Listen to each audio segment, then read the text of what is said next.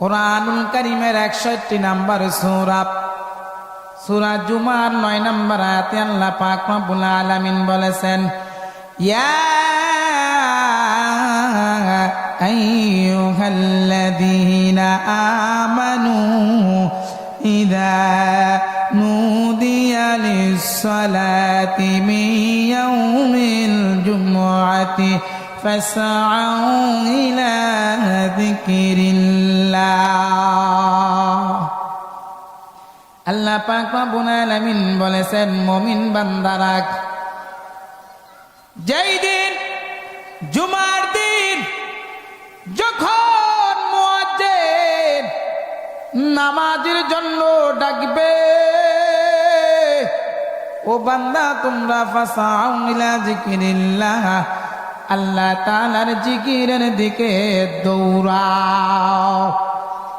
মুমিন বান্দারা, ইয়া আইয়ুহাল্লাযীনা আমানু ইযা নুদিয়া লিস-সালাতি মিন ইয়াউমিল জুমআতি, জুমার দিন যখন তোমাদেরকে নামাজের জন্য ডাকবে, তোমরা আল্লাহর জিকিরের দিকে দৌড়াও। ওরে বান্দা, মুয়াজ্জিন যে ডাকে মানুষকে নামাজের জন্য ডাকে না, জিকিরের জন্য ডাকে। নামাজের জন্য ডাকে, নামাজের জন্য।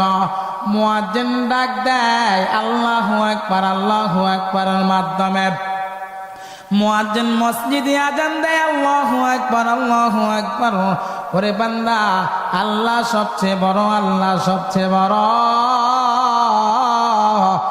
দুনিয়ার প্রত্যেকটা কাজ বাদ দিয়া আল্লাহ তাআলার হুকুমটা তুমি পালন করো। মুয়াজ্জিনটা কি বান্দাকে, এর বান্দা আসো নামাজের জন্য মসজিদে আসো। যখন নামাজের জন্য ডাকা হয়, ফাসআউ ইলা যিকরিল্লাহ, আল্লাহর জিকিরের দিকে দৌড়াও। বলে এখানে জিকির দ্বারা আল্লাহ তাআলা বুঝাইছে নামাজ। সুবহানাল্লাহ। জিকির দ্বারা আল্লাহ এখানে নামাজ বুঝাইছে। কি বুঝাইছে? ফাসআউ ইলা যিকরিল্লাহ, মানে জিকিরের দিকে দৌড়াও। জিকিরের দিকে দৌড়ান লাগে না, আপনি যেখানে আছেন সেখানে বসেই তো জিকির করতে পারেন। কিন্তু এখানে জিকির দ্বারা আল্লাহ নামাজ বুঝাইছে। আপনি যেখানে সেখানে নামাজ পড়তে পারবেন, হবে, ঠিক আছে। কিন্তু মসজিদে জামাতের সাথে নামাজ পড়ার গুরুত্ব আল্লাহ এবং নবীর পক্ষ থেকে বড় গুরুত্ব। সবচেয়ে গুরুত্ব হলো কি? জামাতের সাথে নামাজ। এখন আসেন, আপনি জিকির করেছেন আল্লাহ আল্লাহ আল্লাহ, লা ইলাহা ইল্লাল্লাহ, লা ইলাহা ইল্লাল্লাহ জিকির করছেন। এই বান্দা রাস্তা দিয়ে হাঁটার সময় জিকির করে, ঘুমের সময় জিকির করে, সব সময় আমার মাওলা পাকের জিকির করে, কিন্তু নামাজ পড়ে না। আমি বলবো বান্দা, তুমি জিকিরের মানি বুঝো না। অথচ এই আয়াতে আল্লাহ পাক রব্বুল আলামিন জিকিরের অর্থ করেছেন নামাজ। কথা বুঝেন? এই আয়াতে আল্লাহ তাআলা জিকির দ্বারা কি বুঝাইছেন? নামাজ বুঝাইছেন। তাহলে নামাজ পড়া লাগবে কি লাগবে না বলেন? জোরে বলেন, নামাজ পড়া লাগবে কি লাগবে না? আরে বান্দা, ঈমান আনার পরে বান্দার জন্য সবচেয়ে গুরুত্বপূর্ণ ইবাদত হইল নামাজ। ওরে বান্দা, একজন কাফের এবং বেঈমানের মধ্যে পার্থক্য হইল নামাজ। একজন হিন্দুর মধ্যে আর মুসলমানের মধ্যে পার্থক্য হইল নামাজ। আজকে দেখবেন বিভিন্ন জায়গায় হিন্দুদের চেহারা আর মুসলমানদের চেহারা হয়ে গেল একরকম। হিন্দুর মুখে দাড়ি নাই, একজন মুসলমানের বাচ্চার মুখেও দাড়ি নাই। হিন্দুর মাথায় টুপি নাই, একজন মুসলমানের মাথায়ও টুপি নাই। হিন্দুর গায়ে সুন্নতি পোশাক নাই, শার্ট জামা গায়ে দেওয়া টাই পরা। একজন মুসলমানও শার্ট পরে টাই পরে। একজন হিন্দুও টাইট প্যান্ট পরে, একজন মুসলমানের বাচ্চাও টাইট প্যান্ট পরে, মারু হাফ প্যান্ট। সেটার নাম কি? মারু হাফ প্যান্ট কে আমরা জিন্সের প্যান্ট বলে অনেক সময়। জিন্সের প্যান্ট, মারু হাফ প্যান্ট, বা এগুলা কোয়ালিটি একই আর কি। তাহলে হিন্দুরা যেরকম পোশাক পরিধান করে, বেঈমানরা যেরকম পোশাক পরিধান করে, মুসলমানের বাচ্চাগুলো ওই রকম পোশাক পরিধান করে।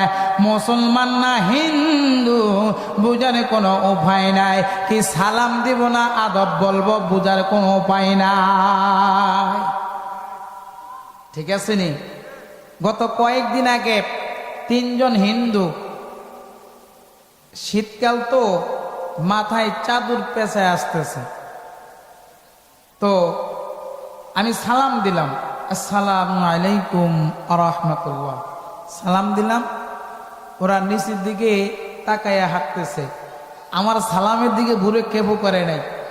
তো আমি একটু ভালো করে ফলো করলাম, দেখলাম যে একজনের গলায় ফুতি আছে না, ফুতি না তুতি গ, এই ফুতিটা দেখা যায়, মালা দেখা যায়। পরে আমি বললাম আপনারা হিন্দু মনে হয়? জি হুজুর আমরা হিন্দু। চিন্তা করছেন, বুঝার কোনো কায়দা নাই, হিন্দু নাকি মুসলমান। মুখে দাঁড়িয়ে থাকলে বোঝা যেত না উনি একজন কি, বুঝে না, মুসলমান।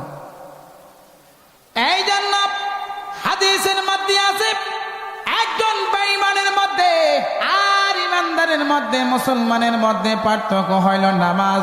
বান্দা